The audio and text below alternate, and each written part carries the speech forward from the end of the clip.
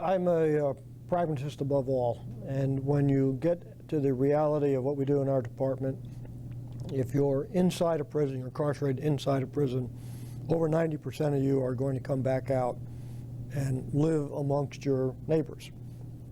Now, unless we do something, the probability of that person coming back is very high.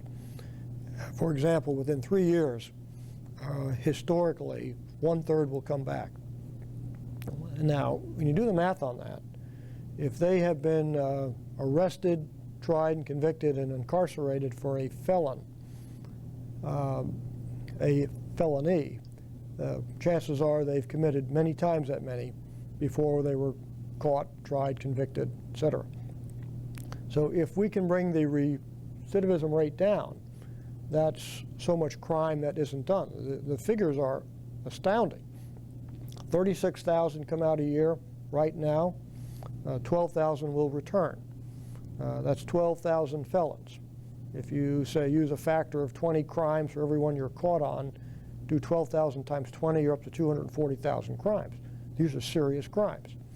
So by focusing on reentry, by focusing on giving the inmate every opportunity to succeed, we can probably greatly reduce the number of crimes. So the very first objective there, in fact, is public safety. It's bring the crime rate down.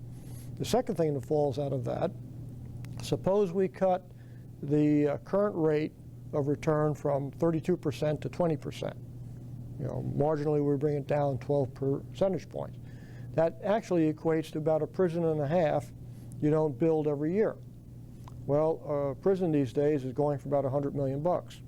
So if you don't build a prison and a half, you've saved the taxpayer $150 million. So the first objective is to lower the crime rate, anti-crime. The second objective is lower tax expenses. The third objective is a humane one. These are human beings we're talking about. If they can get out, if they can read, if they can hold a job, if they can manage a household budget and manage their own comings and goings, if they can stay free of substance abuse, then they're probably not going to commit a crime. So what we have done is try to reintroduce and invigorate the educational exposures we have inside the prison, the vocational training, and the substance abuse treatment and life management skills.